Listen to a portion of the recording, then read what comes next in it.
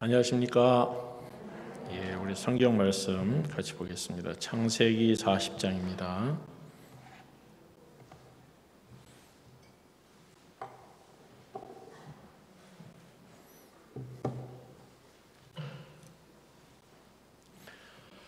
창세기 40장 1절부터 제가 읽겠습니다. 그 후에 애굽 왕의 술 맡은 자와 떡 굽는 자가 그 주 애굽 왕에게 범죄한지라. 바로가 그 두 관원장 곧 술 맡은 관원장과 떡 굽는 관원장에게 노하여 그들을 시위대장의 집 안에 있는 옥에 가두니 곧 요셉에 갇힌 곳이라.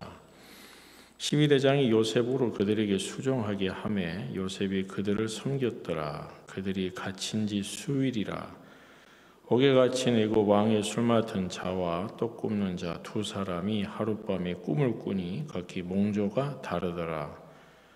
아침에 요셉이 들어가 보니 그들에게 근심빛이 있는지라. 요셉이 그 주인의 집에 자기와 함께 갇힌 바로의 관원장에게 묻되 당신들이 오늘 어찌하여 근심빛이 있나이까? 그들이 그에게 이르되 우리가 꿈을 꾸었으나 이를 해석할 자가 없도다. 요셉이 그들에게 이르되 해석은 하나님께 있지 아니하니까 청컨대 내게 고하소서. 8절까지 일단 읽겠습니다. 나중에 뒷부분을 읽으면서 같이 이야기하도록 하겠습니다. 하나님은 우리에게 복을 내려주시기 위해서 말씀을 보내십니다.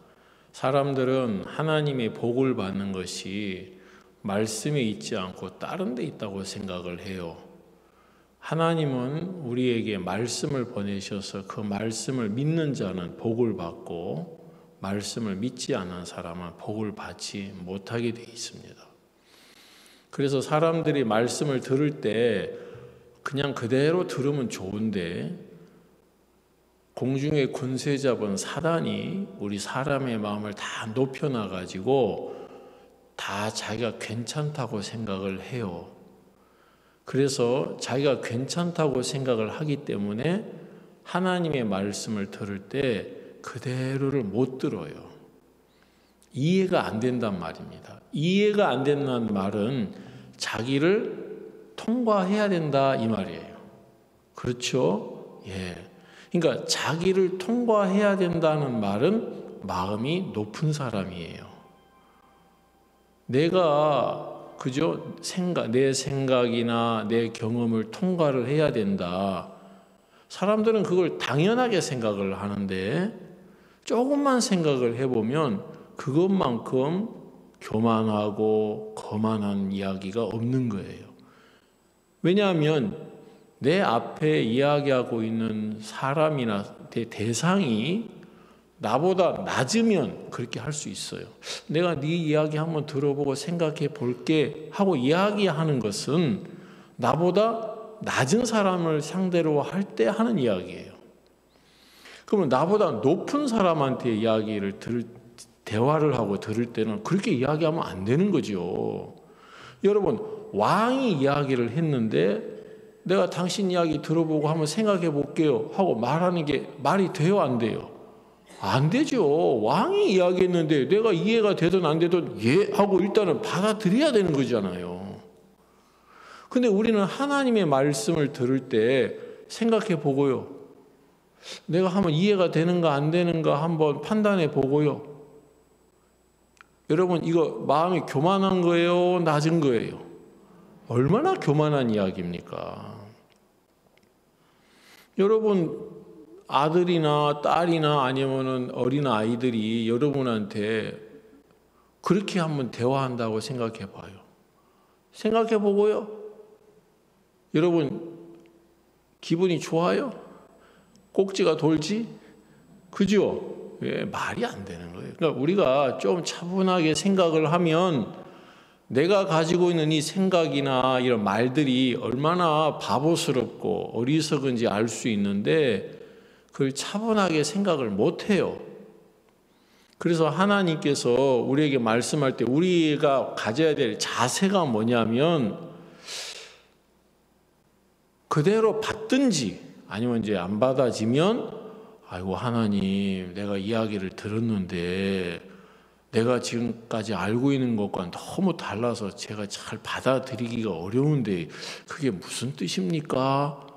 이 정도로 나와야 되지 않습니까? 그죠? 예, 그게 우리가 하나님께 복을 받을 수 있는 자세라고 저는 생각을 해요. 무조건 받아들이라는 이야기는 아니에요. 이해가 안 되면 설명 좀 해주세요. 내가 잘 이해를 못해요 하고 이야기를 해야지. 여러분 여기 오는데 길을 몰라요. 그러니까 길을 아는 분한테 여기 길 어떻게 옵니까? 하고 물어보는데 저쪽에 하고 이렇게 가면 돼요 하고 이야기했어요. 똑바로 얘기해. 못 알아듣잖아.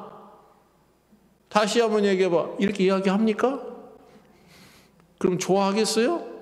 말도 안 되죠. 아이고 내가 선생님 내가 잘 못 알아듣겠는데 내가 여기 지리가 제가 저 처음이라서 잘 몰라요. 그게 무슨 이야기예요? 그게 무슨 뜻이에요? 우리가 좀 안 읽고 그래도 여기 오려면 그런 자세를 취해야 되는 것처럼 우리가 하나님에게 은혜를 입으려면 우리 마음의 자세가 이렇게 기본적으로 낮아야 되는 거예요. 그래서 우리가 마음이 다 자기가 괜찮다는 생각을 하고 있기 때문에 사실 우리 마음이 낮지는 않아요.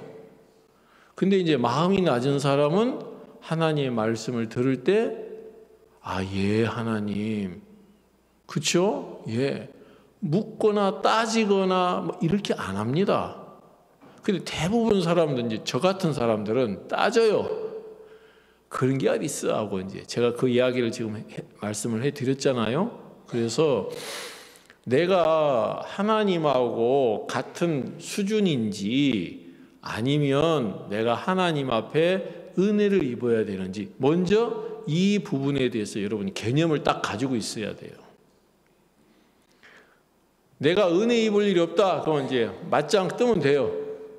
그런 게 어디 있어? 이해가 안 돼. 너나 은혜 입어. 이렇게 그죠? 맞서면 되고 내가 은혜를 입어야 되면 맞서면 돼요, 안 돼요? 안 되지요. 우리 장영철 목사님께서도 이제 사회 보시면서 말씀을 이렇게 하셨지만 저도 그 얘기 들었거든요. 근데 다리 부러져 가지고 일 안 나갈 수 없고 일 안 나가려고 운전직을 알아보셨는데 그 운전직도 경력자를 뽑지 초짜는 안 뽑는다는 거예요. 저도 서울에서 사역을 그만둬야 되겠다고 생각할 때가 있었어요. 그래갖고 저도 대형면을 땄거든요. 제 본의 아니게 대형면을 땄는데 대형면을 딱 따니까 야 내가 이 길로 가서 직장을 잡으면 살 수 있지 않을까? 이런 생각을 저도 해가지고 알아보니까 어림도 없는 소리더라고. 큰 버스나 큰 차는 아무한테나 안 맡겨요. 초짜한테는. 그죠? 그래서 알아보다가 안 되겠어서 이제 포기한 적이 있는데 그리고 목사님께서도 이제 다리 부러져 가지고 몸이 불편한 가운데 일을 안 나갈 수가 없는데 내가 그 심정을 좀 생각을 해보니까 너무 비참하겠다는 마음이 들고 막 속에서 별 생각이 다 올라오겠더라고요. 저는 아마 헐크가 돼갖고 아마 미친놈처럼 뛰어다녔을 것 같아. 그랬으면 그죠? 제가 좀 정신이 좀 안 좋아요. 정신이 안 좋은 사람이 비 오는 날을 좋아하거든요. 그거 혹시 아십니까? 저처럼 정신이 안 좋은 사람 많더라고, 사역자 중에서도. 응? 저는 여름에 비가 오면 막 비를 막 다 맞고 쏘다니다가 집에 와가지고 딱 샤워 딱 한 다음에 이렇게 따뜻한 커피 한 잔 마시는 그 음악을 들으면서 저는 그게 정말 기분이 좋거든요. 그래서 요즘 비는 맞으면 이제 너무 이제 오염이 많아갖고 안 맞는데 그죠? 보니까 정신이 안 좋은 사람이 비 오는 날을 좋아하더라고. 여기는 다 정신이 참 깨끗하고 좋지요. 어쨌거나 그 참 이렇게 그럴 수밖에 없는 그냥 막 그죠? 그냥 비 오는 날에 막 울분을 토하고 막 그럴 수밖에 없는 형편인데 은혜를 입어야 되니까 그 십장님한테 나이도 어린 사람한테 제가 이 일용직에 대해서 잘 모르는데 은혜를 입혀달라고. 여러분 그 말 쉽게 나오지 않아요. 그죠? 정말 쉽게 나오지 않아요. 하나님이 오늘 아침에도 여기 계신 여러분들에게 하나님께서 말씀을 들을 때 하나님의 말씀하고 맞서지 말고 예 하나님 그렇습니까? 내가 어떤 위치에 있는지 알면 그죠? 나이가 어려도 내가 저분에게 은혜를 입어야 되는구나. 그러면 자기 주장하지 않고 하나님 앞에 여러분이 은혜를 입을 수가 있어요. 여러분 이제 실패를 인생을 살면서 하잖아요. 이제 실패를 하면 어렵지요. 근데 이제 그 실패가 여러분 어려움으로 끝나는 사람은 안 좋지만 그 실패가 어려움으로 끝나지 않고 하나님을 만나는 계기가 되면 그 실패는 좋은 거예요.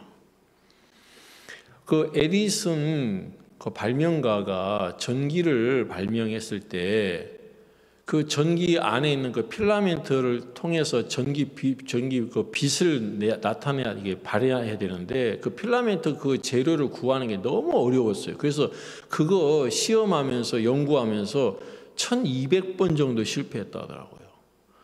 야, 대단하죠. 그죠? 저는 한 2번 실패하면 안 하는데 대단한 분이에요. 거의 1200번 정도 실패했는데 안 되니까 같이 일을 했던 조수가 낭망을 해가지고 이제는 도저히 안 되겠다고 1200번이나 실패했다고 이야기하니까 그 에디슨은 뭐라고 이야기했어요? 여보게 우리는 1200가지의 방법이 안 된다는 걸 우리는 발견한 거야. 그럼 이제 그 방법 안 쓰면 되잖아. 야, 우리하고 저하고는 참 정신이 다른 것 같아요. 그래서 그거 해가지고 이제 그 전구 안에 있는 그 필라멘트 재료를 이제 발견해가지고 특허를 내고 이제 우리가 아는 내용처럼 이렇게 됐는데 실패가 이렇게 성공으로 연결이 되면 좋은 거지만 실패 자체로 끝나면 아무 의미 없죠. 그렇죠? 그래서 이제 저는 잘 모르겠습니다만 이 자리에 앉아 계신 여러분들은 하나님이 이곳에 보내주셨어요. 왜 보내주셨냐? 다 실패했기 때문에. 실패자라는 거죠, 우리. 기분 되게 나쁘네. 내가 왜 실패자야? 난 성공자야. 이제 그렇게 이야기하지 마시고 제가 왜 실패자라는 이야기를 하는지 의미를 좀 생각하시면서 들으면 되죠. 그죠? 예, 우리는 실패자예요. 실패자는 좋은 거예요. 왜? 하나님하고 연결될 수 있으니까. 만약 이 자리에 안 오셨으면 그 실패 자체가 여러분에게 불행한 것으로 끝나는데 여기 오셨잖아요.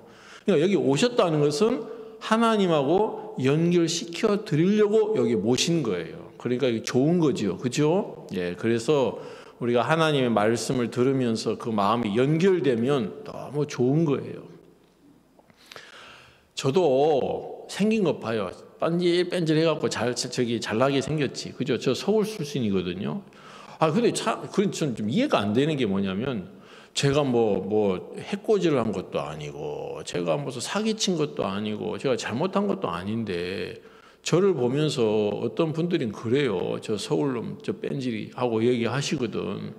근데 뭐 어쨌다고 내가 뭐 해를 끼친 것도 아닌데 괜히 저를 보고 막 그래요. 그러면서 너를 딱 보면 고생도 하나도 안 한 게 딱 보인다 하면서 저 서울놈하고 막 그러시는데 듣는 서울놈 기분 별로 안 좋더라고. 전 고생도 안 해보고 그죠? 그냥 잘 큰 것 같아요. 그래서 제 마음이요. 저는 잘 모르지만 기본적으로 삐딱해요. 예, 제가 별명이 삐딱이거든. 저 어떤 분은 크게 될 놈인데 저는 삐딱한 놈이거든요.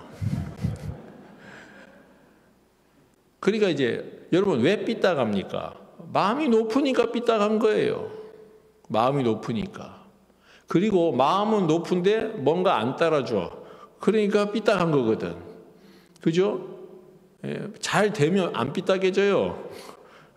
괜히 삐딱한 게 아니야. 괜히 심술이 나고 그러니까 삐딱해가지고 뭐든지 팅팅거리면서 이야기하고 그러지.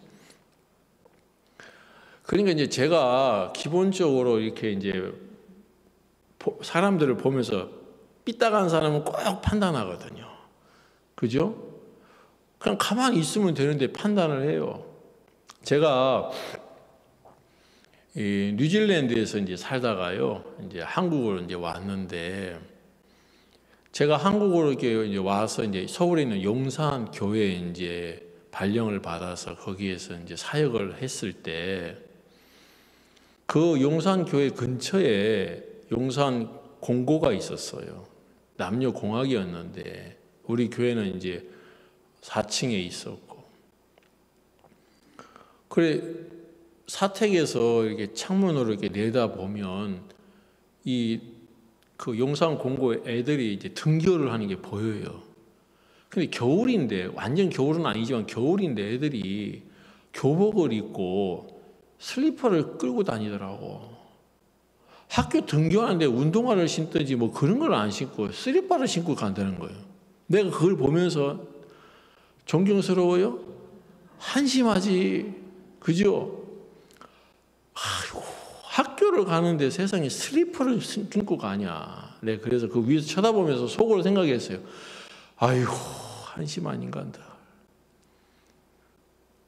저것을 낳고 어머니가 미역국을 먹었을 거야 하면서. 응? 아이고, 저 어머니 진짜 얼마나 속을 새기고, 아이고, 참 안 됐다. 야, 인간들아. 그냥 아무것도 뭐 학교 가고 있는데 나 혼자 그렇게 생각한 거예요. 그 슬리퍼 신었다고. 예? 뭐 어째서 나한테? 아무것도 안 했는데 그 슬리퍼 신고 갔다고 제가 막 뭐라 했다니까 속으로. 왜 그렇게 했겠어요? 잘났으니까. 그죠? 실패하지 않았으니까. 근데 이제 제가 이제 저한테 아들이 2명이 있는데 그때 당시 큰 아들이 이제 중학교 이제 들어갔을 때인데 제 아들이 뉴질랜드에서 뭐 3살 때 갔다가 이제 그때 왔으니까 거의 애가 뉴질랜드 애지요. 완전히 거기에 이제 뉴질랜드화 돼 있는 사람 애인데 한국에 이제 중학교에 딱 들어가서 학교 생활을 하는데 적응을 못 하는데 저는 그걸 몰랐어요. 왜냐하면 제 살기도 바빠갖고, 예, 너무 그때 제가 참 다 얘기는 못하지만 제가 참 어려웠거든요. 저도 예, 사역하느라 또 위에서 또 하느라 뭐 이제 그런 게 있어요. 그래가지고 저도 많이 시달리면서 좀 어려웠기 때문에 애가 어떻게 학교 생활을 하고 있는지 그런 거 살필 만한 여유가 없었어요. 그냥 학교 생활 잘하겠지. 왜냐하면 이제 뉴질랜드에 있을 때 애가 공부도 잘하고 모범생이고 아빠 엄마 말도 잘 듣고 했기 때문에 잘 다닐 줄 알았어요. 근데 나중에 이제 알았죠. 나중에 알았는데 제 아들이 학교 생활을 적응을 못했어요. 왜냐하면은 한국말을 몰라. 그러니까 보통 학교 공부 뭐 이렇게 좀 잘 떨어진 애들이 암기 과목을 해서 점수를 따는데 국사, 도덕 뭐 이런 거 거의 뭐 20점, 10점. 왜냐하면 생각을 해보니까 저 같은 사람이나 한국사가 쉽지 뉴질랜드 사는 사람이 한국사가 쉬워요? 외국의 그 국사인데 그죠? 어렵죠. 그러니까 한국말도 이해를 못하고 중앙이 뭔지를 모르니까. 예? 중앙이 가운데잖아요. 가운데. 한문으로 들어간 단어는 그때 이해를 못했어요. 그러니까 학교 가가지고 수업 시간에 재미가 없죠. 못 알아들으니까. 유일하게 알아듣는 건 영어. 영어는 뭐 자다가 일어나고 해도 100점이니까 너무 쉽죠. 거의 초등학교 거의 다 나와서 졸업을 했으니까. 그러니까 학교 생활이 재미가 없으니까 이제 뒤에 처져 있는데 영어 그래도 이제 유일하게 관심 갖고 재미있어하는 영어 수업에 가만히 있으면 되는데, 뉴질랜드의 학교는 수업 시간에 선생님하고 이야기하면서 대화를 하거든요. 선생님 질문하고, 아 그래 뭐야, 이게 주고받고. 우리나라 수업은 주고받고가 아니야. 그냥 설명하면 애들이 받아 적고 이야기하고 그러는데, 선생님이 수업 시간에 이렇게 영어를 이렇게 가르치면 틀리든지 말든지 가만히 있어야 될 거 아니야. 근데 얘가 선생님이 잘못 가르치고 있거든. 그러니까 선생님하고 얘기해요. 선생님 깜짝 놀라서 왜 그랬더니, 아 그거 아니에요, 이렇게 하는 거예요. 그러니까 선생님이 좀 마음이 넓은 선생님 같으면, 아 그러냐, 네가 뉴질랜드 살아서 그런구나, 야 내가 몰랐는데 고맙다, 이래야 될 거 아닙니까? 어? 그 선생님이 누군지는 잘 모르겠지만 너 나와 해가지고 벌 세우고, 이게 맞아. 그러면 아들이 그냥 가만히 있어야 되는데, 지혜비 닮아가지고 무슨 독립투사 하는 것도 아닌데, 예? 대한독립 만세를 왜 외치냐 이거예요. 거기서 그 대한독립 만세를 아무 때나 외치니까, 그죠? 핍박을 받지. 그게 아니고요, 이건 이거고요. 그래가지고 핍박을 많이 받았다 말입니다. 그러니까 이제 이해가 안 되는 거예요. 왜냐하면은 선생님이 분명히 잘못했는데 선생님이 잘못된 인정을 안 하니까 이해가 안 된다면서 막. 시험 보면 100점이죠 뭐. 근데 이제 거기도 흥미를 잃었어요. 그러니까 이제 애가 이제 뒤에서 노는 거예요. 뒤에서. 뒤에 있는 애들하고 이제. 예? 나중에 알고 보니까 우리 그때 당시에 저 사진 찍어놓은 그 사진 보니까 애가 거의 뭐 조폭 수준이더라고. 얼굴이 얼마나 험하게 생겼는지. 그 뒤에서 애들 이제, 야 임마 이리 와 임마, 돈 내놔 임마, 이제 이런 쪽에 이제 애들하고 몰려다니면서 이제 싸움도 하고. 그러니까 이제 애가 학교 생활이 적응이 안 되는데도 저는 아이의 마음을 살필 수 없었고, 이제 그러고 이제 중학교 1학년, 2학년, 3학년 지나가는데, 어느 한날은 이제 제 아들이 죽고 싶다 하더라고. 야, 제가 그 얘기를 들으니까 뭐 사역이고 뭐고 다 그냥 마음에서 무너지더라고요. 여러분, 자식이 죽고 싶다는데 여러분 뭐 맛있는 거 먹으면 맛이 있습니까? 말도 안 되죠. 그래서 내가 이제 그때 이제 정신을 차렸어요. 제 아들이 죽고 싶다고 했을 때. 그러니까 이제 그때 제가 제 아들의 마음을 어떻게 좀 살려보려고 해도 안 되더라고요. 이제 빗나가기 시작하는데 제가 잡을 수가 없었어요. 그러게 돼갖고 이제 학교를 안 나가니까, 학교도 도망 다니고 학교도 안 나가고 막, 그러니까 이제 그런 지경이 딱 되니까 쓰레빠 신고 학교 가는 애들이 그래 존경스럽더라고. 야, 너 존경스럽다. 어떻게 학교를 이렇게 교복을 입고 학교를 가냐? 예? 그전에는 아이고 저걸 낳고 엄마가 미역국을 먹었어 하고 내가 그랬는데, 그죠? 예. 여러분, 교복 입고 학교 가는 애들 진짜 존경스러운 애들이에요. 그죠? 절대 뭐라고 하면 안 돼요. 가주는 것만 해도 훌륭한 애들이니까.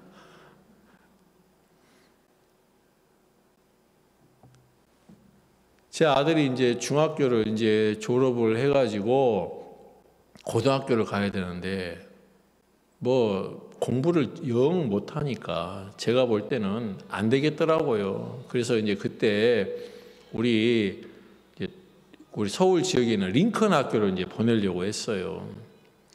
근데 그 링컨 학교는 정부 인가를 받은 학교는 그냥 중학교를 졸업하고 바로 갈 수가 없어요. 바로 못 가. 어떻게 하면 일단 고등학교를 입학을 해야 돼요. 그리고 한 달을 다녀본 다음에 그 학교에서 이 학생은 우리 학교에서 감당이 안 되니까 대안이 필요하니까 당신이 맡아주시오. 이게 학교 선생님의 편지가 있어야 그 학교에서 받아주는 거예요. 보통 링컨 학교는 그냥 중학교 졸업하면 바로 가잖아요. 그죠? 근데 서울에 있는 링컨은 그렇게 안 됐어요. 일단은 고등학교를 들어가야 되는 거예요. 그래서 일단은 용산교회에서 가까운 용산 고등학교라고, 명문이라고 하더라고요. 명문 관심 없어요. 예? 거기 나와서 뭐 대학교를 가고 해야 관심이 있지. 지금 고등학교를 졸업을 하냐 마느냐 하는 수준인데, 그래가지고 고등학교를 들어갔어요. 그래갖고 이제 한 달을 다녀야 되는데, 한 달 다니고 학교에서 안 된다는 편지를 받아야 되니까 성실하게 학교를 다니면 안 되는 거예요. 문제가 있게 다녀야 돼. 참, 내가 지금 참 내가 내 아들을 학교를 보내면서 너 학교 잘 다녀라고 안 하고 학교 못 다녀라고 다니고 이야기를 해야 된다는 게 웃기잖아요. 왜냐하면 잘 다니면 학교에서 편지를 안 써주니까. 그래서 제가 제 아들하고 이제 작전을 짰어요. 너 어떻게 하면 학교에서 문제가 되는 아이로 비춰지겠냐. 글쎄 어떻게 할까요? 그러다가 제 아들이 아빠 그 가방에다가 칼 들고 다니까. 그래서 내가 볼 때 그건 아닌 것 같다. 칼은 들지 마라. 그래서 서로 이제 작전을 짜다가 좋은 아이디어가 나왔는데, 그게 뭐냐면 이제 수업 시간에 조는 거예요. 수업 시간에 졸아라. 어차피 못 알아들으니까. 그잖아요. 어차피 못 알아듣는데 알았다고. 그래서 그다음부터 수업 시간에 졸기 시작했어요. 영어 시간만 빼놓고. 뭐 어차피 못 알아듣는 졸다가 엎어 자다가 막, 그러니까 이제 지적도 받고 불려가기도 하고 이제 그러죠. 한 달 동안 그래서 너 졸았냐 했더니 잘 졸았다고 하더라고. 엎어 잤다고 하더라고. 참 기가 막히더라고. 나도 아이를 학교를 보내놓고 수업 잘 들었냐고 물어봐야 되는데 잘 잤냐고 물어보냐. 참 나도. 근데 어떻게 그 방법밖에 없는데. 그래서 이제 한 달 지나고 난 다음에 이제 잘 잤다고 해가지고 이제 학교 선생님을 찾아갔어요. 제가. 어쩐 일이십니까? 우리 아이가 좀 너무 문제가 많죠. 이 아버님 걱정하지 마십시오. 괜찮습니다. 그래서 제가 아니 문제가 많잖아요.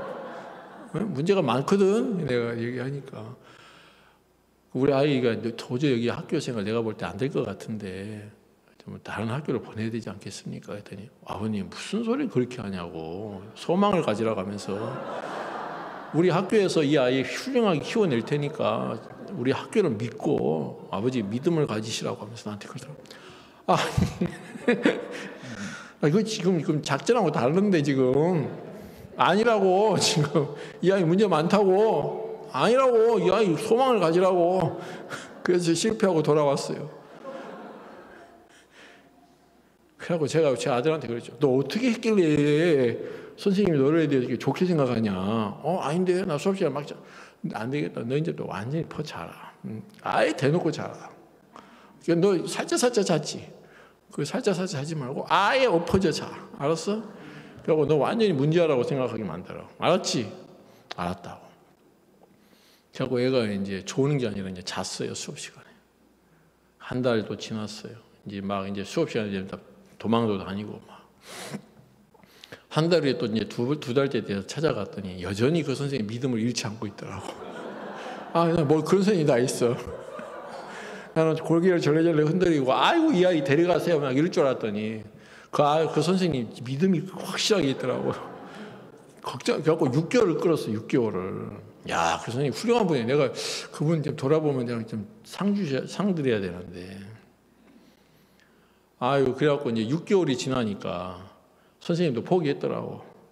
그래갖고 이제 6개월 만에 이제 선생님이 이제 이 아이 이제 안 되겠다는 편지 써주고 이제 자퇴가 돼가지고 이제 대안학교로 갔는데, 대안학교에 가갖고 공부를 좀 해야 되잖아요.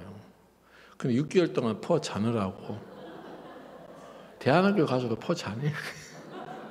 거기 가서 자면 안 되잖아요. 거기서 하면 안 되지. 거기서는 일어나서 공부해야 되는데 6개월을 자는 버릇 해버리니까 이제 안 돼. 아버지 안 돼. 자는 버릇 해갖고 수업 시간 이제 거기서 이제 너 이렇게 하면 되냐 안 되냐는 얘기도 듣고 막 이제 해가지고 거기서 이제 대안학교에서 적응이 안 돼갖고 뛰쳐나갔어요. 그래서 집을 나갔다고요.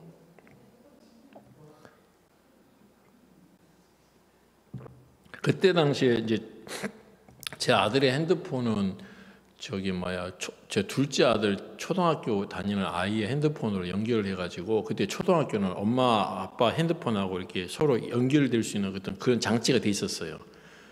그래갖고 제 아들의 핸드폰만 딱 열면 이제 우리 핸드폰에 어디 위치 어느 정도 있다는 게 떠요. 지금은 이제 그게 있는지 모르겠네요. 이제 그런 장치가 있었는데 이제 이제 학교를 이제 뛰쳐나가가지고 집을 나갔단 말입니다. 그래갖고 저는 이제 이거 뭐 나가든지 말든지 뭐 이제 막 이 나쁜 자식하고 이제 막 속에서 화만 나고 막 그랬는데, 이제 제 아내는 좀 엄마니까 좀 다르죠. 그래가지고 막 아이들 찾으러 가자고 하고 막 이제 그래가지고 아들 찾으러 다니기도 하고 그랬는데, 그래갖고 이제 그 핸드폰 그 위치 추적으로 해가지고 우리 아들이 이제 PC방에서 이제 집 나간 지 며칠 만에 이제 PC방에서 있는 걸 이제 찾았어요. 제 아내가. 제 아들이 그냥 놀래더라. 어떻게 찾았는지. 잡아왔어요. 근데 생각해봐요. 저는 사역을 하는데 우리 아들을 24시간 잡아놓을 수가 있어요? 없잖아요. 그럼 또 도망가야 되는 거예요. 어떻게 할 수가 없어요. 제가 제 아들한테 그랬어요. 야, 너 왜 그러냐? 그냥 학교 가고 공부하고 그러면 되지. 뭐 내가 너한테 뭘 잘못했냐 내가. 응? 그러니까 제 아들이 뭐라고 하는 줄 아세요? 아빠, 나도 이렇게 하면 안 되는 거 나도 알아요. 근데 안 돼요. 아빠가 좀 해봐요. 제가 그 이야기를 들으니까 제가 포기를 했어요. 왜냐하면 저는 내 아들에게 해줄 수 있는, 너 그렇게 해라, 그렇게 하지 마라, 내가 해줄 수 있는 말은 그건데 그거 갖고 이제 안 되는 거예요. 아빠가 해봐요. 근데 그러면서 제 마음에서 내가 이제 내 아들 어떻게 해야 되겠다는 그 생각에서 탁 내가 마음에서 포기가 됐어요. 야, 내가 못하는구나. 근데 내가 못하는데 그 다음 어떻게 해야 될지를 모르겠더라고. 이제 그 무렵에 제 아내가 이제 우리를 인도해 주시는 이제 사모님한테 찾아가서, 우리 아들이 이렇게 어려운데 우리 남편 때문에 그런 건지 왜 나를 이렇게 끌고 가는지 모르겠어요. 예? 우리 남편이 육신적이라서 그런 건지 뭐 때문에 그런지 모르겠지만 우리 아들이 왜 이렇게 됐는지 모르겠다고 막 이제 상담을 했는데, 이제 상담을 해주는 우리 사모님께서 네가 어려운 것은 딴 것 때문에 어려운 게 아니고 마음에 말씀이 없어서 어려운 거야. 이제 그 교제를 받고 왔대요. 그래서 우리 남편 때문에 우리 아들이 저렇게 된 것도 아니고 자기 때문에 그렇게 된 것도 아니고, 내가 말씀이 없어서 그렇구나. 이제 그리고 하나님 앞에 이제 생각을 하다가 이제 하나님이 제 아내에게 우리 아들이 포도주라는 약속을 주셨어요. 저한테 이야기를 하더라고요. 여보, 하나님께 나가서 물어보니까 우리 아들이 포도주래. 제 아내가 말하면 어떻게 한다고요? 잊어버렸죠. 제가 그래? 그러질 않아요. 그렇게 어려운 상황인데도. 왜냐하면 내 아들의 지금 상황하고 제 아내가 말하는 말씀하고 맞아요? 안 맞아요? 너무 안 맞는 거예요. 내 아들은 내가 봐도 문제아예요. 근데 하나님은 내 아들에게 포도주라고 얘기해요. 사람을 기쁘게 한다는 거죠. 그러니까 내가 마음에 안 맞으니까 마음에서 안 받아들여지더라고요. 말도 안 되는 소리 하고 있는데 무슨 포도주 같은 소리 하고 있어. 응? 지금 당신 눈에 아들이 안 보여? 이렇게 문제가 많은데? 제가 이제 그렇게 이야기했는데 한 번 더 생각을 했어요. 그러면 내가 내 아들을 문제아라고 하자. 네가 보는 게 맞으니까. 그럼 네가 내 아들 문제하다고 사는 거 좋겠다? 아니지. 그건 좋지는 않지. 그럼 어떡할 건데? 그래도 문제한데 어떻게? 네가 볼 때 문제하지만 그럼 네가 계속 문제하라고 하고 살아. 나 그렇게 살고 싶진 않은데. 그러면 하나님이 네 아들 보고 포도주라고 하셨다며. 그럼 포도주라고 네가 마음에서 믿어야지. 믿고는 싶은데 믿어지냐? 이게 내 아들이 지금 보기에 지금 문제가 이렇게 많은데? 그럼 네 마음대로 해. 그게 내 마음에 싸움이 됐어요. 저한테 선택권이 있어요, 없어요? 선택권이 없는 거예요. 내 마음에는 안 받아들여지고 안 믿어지지만 하나님이 말씀하신 것 말고는 내가 다른 대안이 없더라고. 그래서 제가 이제 그걸 받았어요. 알았다고. 그리고 이제 제 아들을 불렀어요. 아들아, 예. 하나님이 너보고 포도주라 하신다. 포도주요? 포도주가 뭐예요? 사람을 기쁘게 한대. 제가요? 속으로 그래 이 자식아. 근데 겉으로는 얘기 안 하죠. 아빠 내가 포도주가 될까요? 네가 어떻게 되겠냐. 속으로. 근데 겉으로 포도주래. 이때 저를 제가 부인했어요. 왜냐하면 제가 다른 대안이 없기 때문에. 그래서 제가 제 아들에게 이제 포도주라고 이야기했어요. 제가 포도주가 될까요? 포도주래. 포도주. 그리고 제가 그다음부터는 포도주라고 이야기를 했어요. 그리고 이제 시간이 오래돼갖고 저도 이제 이 시간 이게 왔다 갔다가 정확하게 정리는 안 되지만 어쨌든 그 대안학교에서 나와가지고 이제 원주에 대안학교에 이제 제가 부탁을 해가지고 마침 엊그저께 누가 한 명 나갔다 하더라고. 그래서 이제 한 명이 비어가지고 제 아들이 이제 원주 링컨에 이제 들어갔어요. 포도주 화이팅! 네. 한 달도 안 돼서 전화가 와가지고 이렇게 구라 같은데 못 있겠다면서 나간다고 하면서 그러더라고요. 웬일이냐, 왜 그러냐 했더니 제 아들이 그때 이제 저기 수업 시간에 자는 버릇 하는 바람에 밤에 잠이 안 와. 이제 이게 밤낮이 거꾸로 됐어. 그래갖고 밤에 잠이 안 오니까 원주 링컨에서 심심하잖아. 그러니까 배가 고프고 하니까 그냥 나간 거예요. 이제 근데 거기서 이제 탈출을 하더라고. 이제 원주 링컨에서 새벽에 이제 나가가지고 근처에 있는 이제 편의점에서 밥 이제 뭐 하나 사 먹고 들어오고 그런 거예요. 잠이 안 오니까. 근데 얘가 지만 해야 되는데 전도를 했어요. 그 전까지는 탈출하는 게 없었는데 그 학교에 제 아들이 가고 난 다음부터는 탈출이 생겼다 하더라고. 전도를 했어요. 그 전도하면 안 되는데, 예? 그 전도를 해가지고, 근데 전도를 해도 이제 안 들켰어요. 안 들켰는데 언제 들켰냐면 눈이 왔네. 갔다 오니까 그 바닥에 그 사람 발자국이 다 찍혀 있잖아요. 눈이 와가지고 그때 발견됐다 하더라고. 눈이 오기 전까지는 이제 안 들켰는데. 그래가지고 누가 나갔냐 하고 우리 아들이 나갔다 하고 얘가 주동자라 해가지고 또 막 너 이리 와 하고 또 이제 제 아들이 좀 또 문제가 돼가지고 또 막 말썽이 일어났어요. 그래갖고 또 제 아들이 또 고분고분하게 또 내가 잘못했으면 하면 되는데 또 거기서 또 지혜비 닮아가지고 또 바락바락 또 대들고도 내가 뭘 잘못했는데요 하고 또 막 그래가지고 거기서도 못 잊고 쫓겨났어요. 그 제 마음에 하나님이 포도주라고 했는데 이게 포도주냐? 얘 막 속에서 막 욕이 나오더라고요. 얘 무슨 포도주 같은, 포도주 대다 쉬어버렸다 이런 막 얘기하고 막 근데 하나님한테 잘못한 것도 없는데 괜히 막 마음에서 불평이 나오더라고요. 이게 포도주입니까? 하고 하나님 뭐 잘못해 나한테 아무 잘못도 안 하셨어. 근데 나 혼자 막 열받아갖고 막 그랬거든요.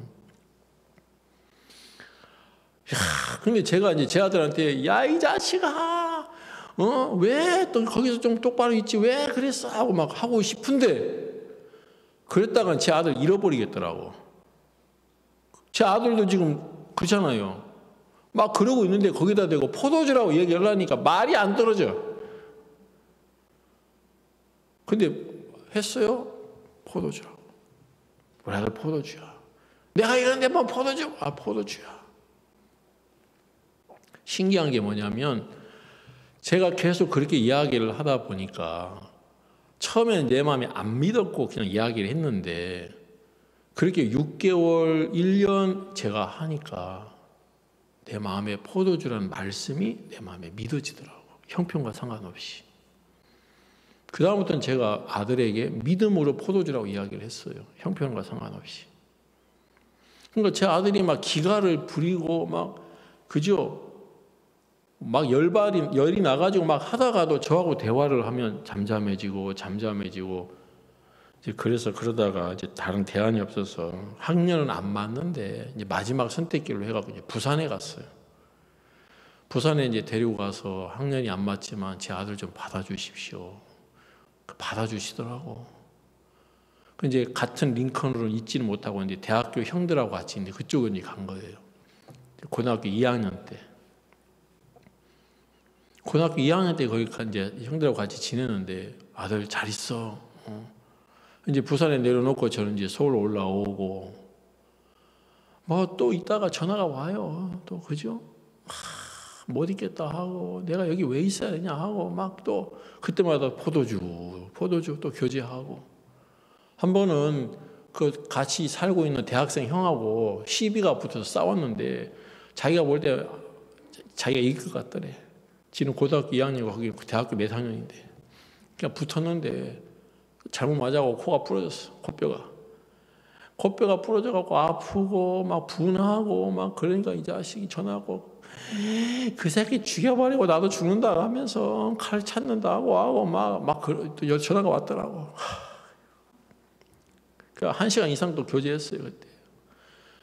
그 내가 그런데 참 감사한 게 그렇게 코뼈 부러지고 막 죽인다 하고 내가 못 있겠다 하고 막 그러는데 내 마음에서 아들에 대한 소망이 안 사라지는 거예요. 이야, 신기하죠. 이제 제 아들이 이제 그러고 있는데 지금 근데 그 대한교회 있는 목사님이 얘 대학교 보내자는 거예요. 대학교는커녕 지금 고등학교도 졸업 검정고시도 합격할까 말까인데 지금 기가 막히더라고. 근데 뭐 어떻게 해요? 내가 말이 됩니까? 내가 그런 소리 할 처지가 아니거든 제가. 그래갖고 제 아들한테 야 너 검정고시 시험 보란다. 대학교 가야 되는데 그래서 그때 전문대학교라도 가면은 진짜 다행이다고 했어요. 그래가지고 고등학교 2학년 때 검정고시를 시험을 보려고 했는데 검정고시 시험 보기 3일 전인가 3일 전에 모의고사를 봤다 하더라고. 모의고사를 봤는데 평균 점수가 34점 나왔다 하더라고. 여러분 저기 그 검정고시 60점 돼야 되죠. 그죠? 60점 돼야 합격이거든요. 평균 점수가 34점이면은 이틀 후에 공부하면 됩니까? 안 되죠. 안 되죠. 그 정도로 제 아들이 공부를 안 했어요. 못했어요. 그래서 그 전에 이제 검정고시를 봤는데 34점인가 30 몇 점 맞아가지고 안 되겠다 했는데 시험 보고 나서 합격했다 하더라고. 70 몇 점인가 받았대요. 난 이해가 안 돼가지고 어떻게 시험을 봤냐 그랬더니 제 아들이 뭐라고 하냐면 자기는 이미 글렀다는 거지. 아는 게 아무것도 없다는 거예요. 아는 게 없다. 영어 빼놓고는 아는 게 없어. 그러니까 시험을 어떻게 봤냐면 하나님께 기도했다 하더라고. 하나님 도와주세요 하면서 시험 볼 때 연필 있잖아요. 네? 연필 시험 문제 한 문제마다 하나님 도와주세요. 2번 하나님 도와주세요. 1번부터 끝날 때까지 이렇게 했다 하더라고. 그래갖고 67점인가 73점인가 맞았어요. 훌륭하죠? 예? 야, 그래갖고 합격하기 쉽지 않은데, 그죠? 그래갖고 검정고시 합격해가지고 검정고시 보통 이제 잘 못 보면 다음에 또 보고 하고 만점을 받으려고 하는데 우리 아들은 아예 지금 그 최고의 점수야. 그러니까 다시 봤다가는 안 돼. 다시 봤다가 그 점수 절대 못 받아. 그래서 이제 그게 처음이자 마지막 시험 끝내고 그 다음에 이제 그 점수로 이제 대학교를 가야 되는데 이 영어가 있으니까 토익 점수가 됐어요. 토익 점수를 해가지고 이제 부산에 있는 대학교를 이제 4년제 대학교를 들어갔거든요. 고등학교 2학년 때 들어갔단 말이에요. 그러니까 이제 다른 사람 속도 모르는 어떤 분들은 당신 아들 천재인가 보다고 고등학교 2학년 때 어떻게 대학교 갔냐고 그러시더라고요. 그래서 내가 지혜비 닮아서 머리가 좋아서 그래요 하고 제가 그랬거든요.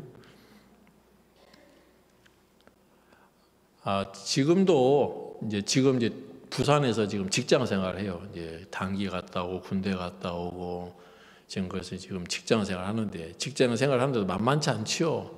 지금도 막 어려우면 전화가 와서 교제하고 그러는데 지금 무슨 문제가 있어도 저한테 전화해서 대화하고 저하고 아들하고 사이 참 좋거든요. 제가 실패하지 않았으면 모든 사람을 제 아래로 봤을 거예요. 그렇죠? 무시하고 아이고 저 인간 아이고. 근데 제 아들을 하나님이 가장 못난 인간으로 만들어 버리니까 제가 할 말이 없는 거예요. 우리 교회 성도님들이 아무도 그 얘기 안 하는데 제가 상상을 하는 거죠. 제가 어떤 형제님하고 교제를 한다고 쳐봐요. 마음이 교만하고 잘못돼서 형제 그 마음 잘못한 거야. 그렇게 하면 안 돼 하고 내가 이야기를 하는데 그 형제님이 목사님 아들이나 잘하세요. 근데 그러면 뭐라고 얘기하겠어 제가. 그죠? 혼자 생각하는 거 혼자. 야, 내가 사역도 못 하겠더라고. 그러니까 하나님이 제가 아무것도 아닌 인간인데 잘났다고 생각하니까 내 실체를 보여주시더라고요. 정경환의 실체. 너 아무것도 아니야. 제가 제 아들을 잘 이끌 수 있다고 생각했는데 내 아들이 어려울 때 어떤 것으로도 내 아들의 마음에 소망을 주거나 일으켜 줄 수 있는 힘이 저에게 없더라고요. 제가 성경을 읽고 깨닫고 하나님의 마음이 이렇습니다 하고 이야기하고 그러면 되는 줄 알았는데 내 아들의 마음도 소망으로 이끌 수 없는 사람이 누구에게 하나님 이야기를 하겠어요? 하나님이 제 실체를 보여주시면서 너 이런 사람이야. 그러니까 제가 할 말이 없는 거죠. 그러니까 그 다음부터 교회 안에 문제가 있고 아이들 때문에 속상하고 하는 애들들 보면 번데기 앞에서 주름 잡는 거더라고. 아무것도 아닌 것 같고 부모님들이 어려워하고 힘들어하고 제가 뭐라 하겠어요? 얘 좋은 애라고 괜찮다고 엄마가 지금 문제라고 왜 좋은 애를 갖다 이렇게 볶아 싸냐고 훌륭한 애인데 예? 그러면 이해를 못해요. 목사님 몰라서 그렇지 우리 애가 얼마나 문제 없다고. 그 제 아들 얘기해줘요. 문제가 없네요 하고 이제 돌아가. 그죠? 예. 여러분 잘난 사람은 아직 자기 실체를 모르기 때문에 그런 거예요. 하나님이 여러분 인생을 여러분 살게 했잖아요. 여러분 지금까지 인생 살면서 무엇을 의지해서 살았어요? 여러분 의지해서 살았잖아요. 여러분의 경험, 여러분의 생각, 여러분이 알고 있는 지식 다 여러분을 토대로 해갖고 살았는데 어째 성공했어요? 행복해요? 잘 살았어요? 그런 사람 아무도 없어요. 자, 하나님은 우리에게 지금 말씀하시는 거예요. 너를 통해서 인생을 살았는데 어떠냐? 그러면 이제 우리는 내가 지난번에 이렇게 잘못했는데 내가 이걸 잘할 걸. 그러니까 이제 사람들은 이런 일들을 통해서 자기를 봐야 되는데 사람 탓하고 형편 탓하고 그러느라고 정신을 못 차려요. 만약에 제가 제 아들에게 야 이 자식아 이 돌대가리 자식아 마음도 똑바로 하지 공부도 하지 왜 뭘 부족한데 왜 그러는 거야 하고 계속 제 아들만 탓했어 봐요. 그럼 제 아들이 지금 어떻게 있겠어요? 제 아들이 중간에 어떤 이야기 했냐면 자기가 그냥 집 나가가지고 그때 새우잡이 하려고 했다 하더라고. 돈 150만 원 준다 하니까 끔찍하잖아요. 생각만 해도 완전 노예인데 그럼 지금 제 아들이 어디 있는지도 모르고 지금 제가 살 건데 생각만 해도 끔찍하거든요. 하나님이 여러분의 실체를 보여주셔서 여러분이 그 부분에 여러분 마음에서 받아들이는 사람은 절대 마음이 겸비하게 돼 있어요. 말하는 것, 행동하는 것, 움직이는 것 절대 건방질 수가 없어요. 왜? 자신의 부족함을 아니까. 그걸 모르니까 함부로 말하고 함부로 판단하고, 그죠?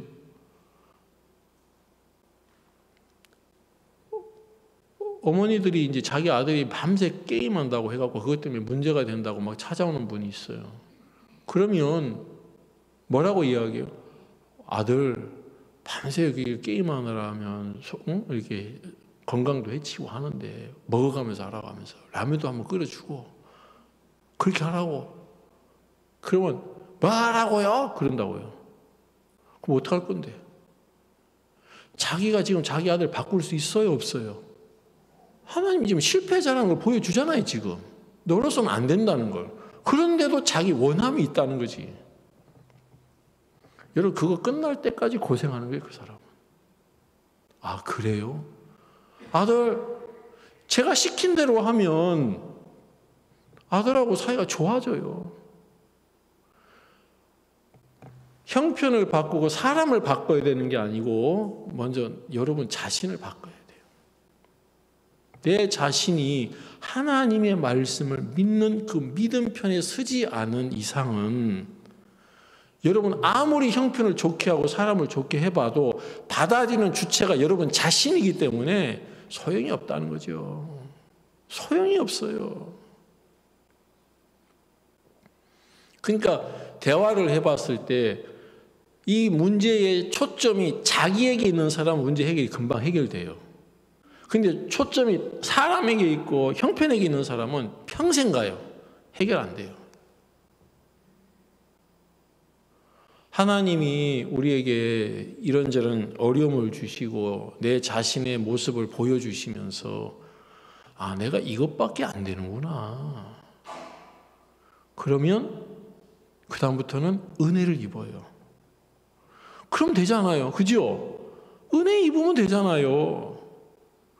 나 잘났다고 고개 뻣뻣하게 세워가지고 얻을 게 뭐가 있다고. 저희 어머니가 한 번은 서초 경찰서에 조사를 받으러 간다고 연락이 와서 아니 왜 어머니 뭐 잘못했어요? 아니 교회 앞에서 누가 1인 시위해갖고 그 1인 시위하는 사람한테 욕을 했더니 그놈이 고발해갖고 나보고 경찰서에 오란다. 그래 갔다 올 테니까 기도해달라고 해서 갔다 오신 다음에 전화하고 왔어요. 어쨌냐 했더니 한 2시간 이상 조사를 받았다 하더라고. 그러면서 누가 시켜서 했냐고 막 그래서 내가 시키기 누가 시켜 내가 했지 하면서 그래도 할머니 욕하면 안 된다고 저 놈은 욕먹을 놈이라고 하면서 지금 아무것도 모르는 놈이 우리 교회 비방하고 막 해서 내가 욕을 했다고 하면서 그래도 그러면 안 된다고 하면서 그래갖고 이것저것 물어보는데 2시간 걸렸다고 하면서 그러다가 이제 저 어머니가 그 형사한테 그분한테 얘기 나도 얘기 한번 해도 되냐고 해서 아 얘기하시라고. 나는 우리 목사님을 40년간 안 사람이다. 저놈은 뭐 안지 얼마 됐는데 뭘 안다고 떠들어대냐 하면서. 그리고 목사님이 아무것도 아니고 별 볼 일 없는 우리 큰아들을 데려다가 가르치시고 배우게 해가지고 목사를 만들어주신 분이라 하면서 그 얘기 했다가 하시더라고. 전화 끊고 가만히 생각해 보니까 저희 어머니가 저를 별 볼 일 없는 놈으로 알고 있더라고. 별로 기분이 안 좋더라고. 딴 사람도 아니고. 응? 쓸모없고 별 볼 일 없는 놈. 근데 기분 나쁠 일이 없죠. 그죠? 예. 그런 사람이니까. 저 자신은 제가 별 볼 일 없고 쓸모없는 인간이라고 생각 안 하는 거예요. 괜찮은 사람이라고 생각하더라고. 그러니까 문제가 있는 거죠. 저를 제일 위하고 저를 제일 가까이 알고 있는 분이 저희 어머니고 제 아내인데 그렇게 보면 그게 정확하게 본 거예요? 아니에요? 정확하게 본 거죠. 사람들은 자기에 대해서 너그럽고 괜찮게 생각해가지고 좋은 이야기를 들으려고 하는데 여러분 병원에 가고 의사 선생님한테 좋은 얘기 들어야 됩니까? 정확한 진단을 들어야 되죠. 그죠? 그럼 그 얘기 듣고 기분 나빠합니까? 아니죠. 고치려고 하죠. 내가 말이야 괜찮은데 뭐가 문제가 있다고 그렇게 이야기하는 사람 거의 없어요. 아이고 선생님 어떻게 하면 좋습니까? 그렇게 이야기하지. 하나님이 여러분의 실체를 보여주시려고 여러분을 의지해서 사는 삶들을 통해서 여러분에게 알려주셨습니다. 이제 더 계속 알아야 됩니까? 고만해야 됩니까? 고만해야지요. 아직도 덜 알았어요? 예? 아직도 여러분 자신에 대해서 부족해요? 아는 게? 그러면 뭐 어떻게 하겠어요? 그럼 자기 의지에서 또 살아야지. 나를 의지해서 사는 사람들은 절대로 소망을 갖거나 믿음을 갖거나 평안을 가질 수 없어요. 자, 오늘 우리가 창세기 40장에 나와 있는 술 맡은 관원장하고 떡 맡은 관원장에 대한 이야기를 같이 읽었습니다. 이 사람들 왕 밑에서 떵떵거리면서 한 자리 차지해가지고 살던 높은 사람들이었습니다. 그런데 무슨 죄를 지었는지는 몰라도 왕의 진노를 받아서 이 사람들이 감옥에 갇히게 됐어요. 잘못을 했죠. 잘못 안 했는데 감옥에 가진 않았겠죠. 그죠? 잘못했어요. 왕이 진노해서 감옥에 갇혀놨단 말입니다. 자, 실패를 했단 말이죠. 똑같이 실패를 했어요. 술 맡은 사람도 실패했고 자기가 하는 일 자신만만했는데 실수를 했고 실패했어요. 떡 맡은 사람도 마찬가지고. 이 두 사람은 우리 인생의 두 종류의 모습을 이야기하는 거예요.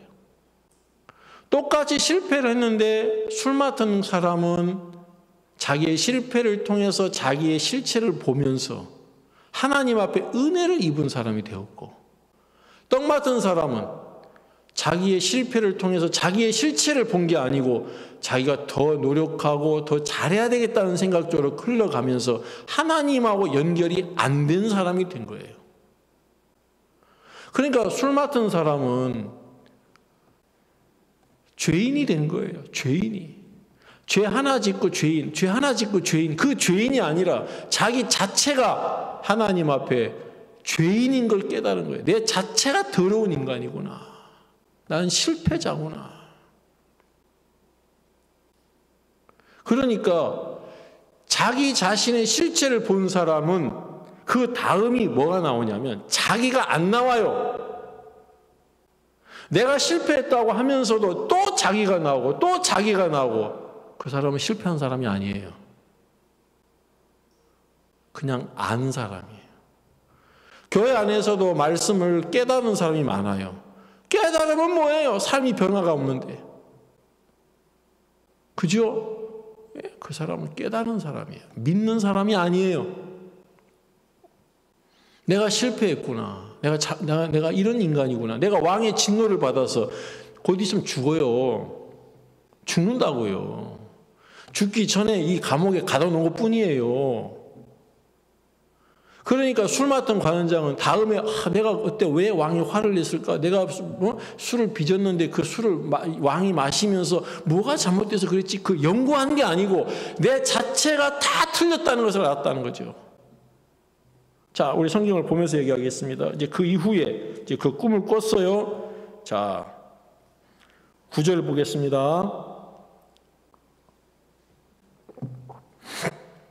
술 맡은 관원장이 그 꿈을 요셉에게 말하여 가로되 내가 꿈에 보니 내 앞에 포도나무가 있는데 그 나무에 세 가지가 있고 싹이 나서 꽃이 피고 포도송이가 익었고 내 손에 바로의 잔이 있기로 내가 포도를 따서 그 즙을 바로의 잔에 짜서 그 잔을 바로의 손에 들였노라. 지금 술 맡은 관원장이 꾼 꿈이 이거예요. 내가 꿈에 보니까 포도나무가 있더라. 그 포도나무에 세 가지가 나고 싹이 나가지고 포도송이가 익었더라. 내가 보니까 내 손에 바로의 잔이 있기로 그 포도송이 짜서 왕에게 드렸다는 거예요. 이 술 맡은 관원장이 자기가 그 포도즙을 짜서 어떻게 숙성을 시키고 뭐 어떻게 하고 이 나와 있는 이 말씀 속에는 술 맡은 관원장이 자기가 뭘 했다는 이야기가 없어요. 그렇죠? 그냥 내 눈앞에 포도나무가 있고 포도송이가 있어서 그걸 바로의 잔 이끼로 짜서 드렸다는 거예요. 이 사람은 예전에 이렇게 안 살았어요. 자신의 생각이 항상 여기에 더해졌어요. 근데 보세요. 떡 맡은 사람들은 뭐라고 얘기하냐면 16절에 보면요. 떡 굽는 관원장이 그 해석의 기람을 보고 요셉에게 이르되 나도 꿈에 보니 흰떡 세 광주리가 내 머리에 있고 그 윗 광주리에 바로를 위하여 만든 각종 구운 식물이 있는데 새들이 내 머리에 광주리에서 그것을 먹더라. 자, 지금 여기 보면 떡 굽는 관원장이 뭐라고 얘기하냐면 나도 꿈에 보니 흰떡 새 광주리가 내 머리에 있고, 그럼 거기까지만 하면 좋은데 그 윗 광주리에 바로를 위하여 만든 각종 구운 식물이 있었다. 그러면 흰떡 새 광주리만 있는 게 아니라 그 위에 떡 굽는 사람이 바로를 위하여 만든 각종 식물이 있었다는 거죠. 흰떡 새 광주리만 있어야 되는데 여기서 말하는 흰떡하고 포도주는 예수님을 말하는 거예요.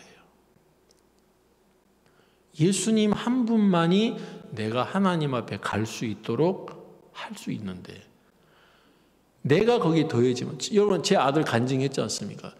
제 아들이 어떠한 연약함과 문제가 계속 나왔을 때 내가 그거를 어떻게 해보려는 그 말을 할 때는 내 아들이 삐뚤어졌고 나갔고 나와 사이가 멀어졌는데 일절 내가 내 아들에 대해서 이야기를 안 하고 하나님이 주신 그 말씀만 이야기했을 때 내 아들이 변화를 입었어요. 군대 생활도 너무 행복하게 했고 단기도 갔다 왔고 지금 직장 생활, 제가 꿈만 같거든요. 제 아들 지금 새우잡이 해야 돼요. 어디에서 지금 살아있는지 죽었는지도 모르고 그렇게 살아야 되는 사람이에요, 제가. 여러분, 실패한 사람은 하나님이 말씀할 때 내 생각을 안 더해요. 왜? 여러분이 구원할 수 있어요? 없잖아요. 실패했는데도 자기가 자기를 구원할 수 있다는 그 생각을 가지는 사람은 그래도 이렇게 해야 되는 거 아니에요? 그래도 회개 기도해야 되는 거 아니에요? 그래도 죄 짓지 않아야 되는 거 아니에요? 율법을 지켜야 되는 거 아니에요? 지금까지 못 해놓고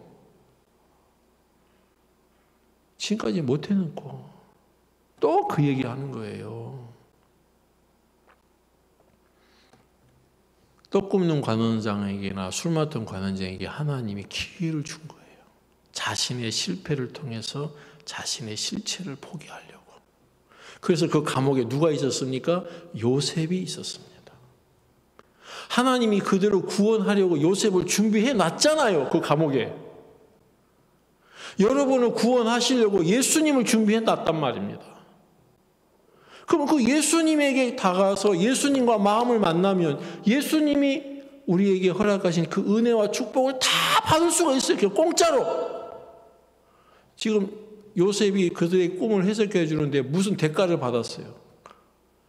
내가 어떤 절망적인 형편에 있더라도 우리 하나님은 예수님을 우리를 위해서 준비해 놓으셔서 그 예수님으로 우리가 다 구원을 받도록 하셨단 말이에요. 그럼 예수님이 하신 것만 내 마음에 받아들이면 돼요. 술 맡은 관원장은 내가 보니까 포도나무가 있더라. 거기에 포도송이가 있더라. 바로의 잔이 있기로 짜서 바로 왕에게 드렸다. 술 맡은 관원장이 노력하고 수고하고 애쓴 것 하나도 없어요. 근데 떡 맡은 사람은 또 자기가 노력을 하죠. 수고를 하죠. 여러분, 우리 착하게 살 수 있습니까? 우리 착하게 살 수 없어요. 우리 죄 안 지을 수 있습니까? 우린 죄 지을 수밖에 없어요. 우리는 이미 실패했어요. 우리로 말미암아 우리가 하나님 앞에 천국에 절대 갈 수 없어요. 그런데도 내 얘기가 나와요? 그거는 아직 자기의 모습을 모르는 거예요. 아, 나는 내 힘으로 하나님 앞에 갈 수 없구나. 그래서 예수님을 준비하셨구나. 그 예수님이 나를 위해서 하신 것만 여러분이 받아들이면 다 천국 가요. 아, 예수님이 나를 위해서 이렇게 일을 하셨구나. 내가 죄값을 지불해서 그죠? 하나님 앞에 나가야 되는데 내가 죄값을 지불할 수 없으니까 이 내 죄값을 예수님이 십자가에서 흘리신 보혈로 다 갚으셔서 내가 천국 갈 수 있도록 예수님이 다 해놓으셨구나. 예수님이 해놓은 것을 그대로 들고 가면 돼요. 술 맡던 관원장처럼. 우리의 삶도 마찬가지예요. 우리가 구원을 받듯이 우리의 삶도 하나님이 나에게 허락하신 그 말씀만 가지고 있으면 다 해결이 되는데, 내가 설치니까 하나님이 일을 못 하시는 거죠. 사단은 여러분에게 계속 충동질을 할 거예요. 네가 나타나야 돼. 네가 설쳐야 돼. 네가 해야 돼. 네가 개입돼야 돼. 너 아들 그렇게 놔두면 안 돼. 네 딸 저렇게 놔두면 되겠어? 계속 내가 뭔가 하도록 나를 충동질할 때, 자신의 모습을 모르는 사람 거기 충동질 당해서, 야, 너 그러면 되겠어. 이렇게 해야 되지. 저렇게 해야 되지. 남편에게나 아내에게나 자식에게나 주위 사람들에게나 계속 그렇게 하고 살아요. 더 악화시키는 거거든요. 하나님이 이 자리를 우리에게 주셔서 하나님 말씀을 듣게 하시면서, 내가 너희를 위해서 다 해주는 거야. 난 너희들에게 아무것도 요구하지 않아. 내가 다 해줄게. 네가 다 실패했잖아. 이제 그만해. 내가 할 거니까. 이제 그 얘기 하시는 거예요, 하나님이. 그러니까 그만 설치게 하고 좀 생각 좀 하라고 두 사람 감옥에다 가둬놓은 거예요. 좀 생각 좀 하라고. 차분하게. 그렇죠? 예, 하나님은 우리를 아무 조건 없이 사랑하십니다. 그게 하나님이십니다. 그 하나님의 사랑이 이 말씀에 나와 있습니다. 그래서 이 말씀을 여러분에게 증거해 주려고 하는 거고, 여러분이 이 말씀을 받아들이면 하나님의 여러분을 위해서 주신 축복과 모든 은혜를 그냥 그대로 받으면서 누리면서 살면 돼요. 예, 우리는 죄 짓고 잘못하고 그리고 하나님 은혜 받으면서 누리고 살고, 그렇죠? 예, 그게 하나님이 우리를 향하신 뜻이라고 저는 믿습니다. 오늘 오전에 이 창세기 40장에 나타나는 두 사람의 모습을 통해서 하나님이 우리에게 은혜를 베푸고자 하는 하나님 마음을 잠깐 설명을 드렸습니다. 여기 말씀을 여기까지 하겠습니다. 여기 처음 오신 분이나 또 복음을 여러분이 들어야 될 분들은 이렇게 여러분이 마음을 열고 예수님이, 하나님이 나를 위해서 어떻게 뭘 준비하시는지 들으시면 다 공짜로 아무 대가 없이 구원받고 하늘나라에 갈 수 있어요.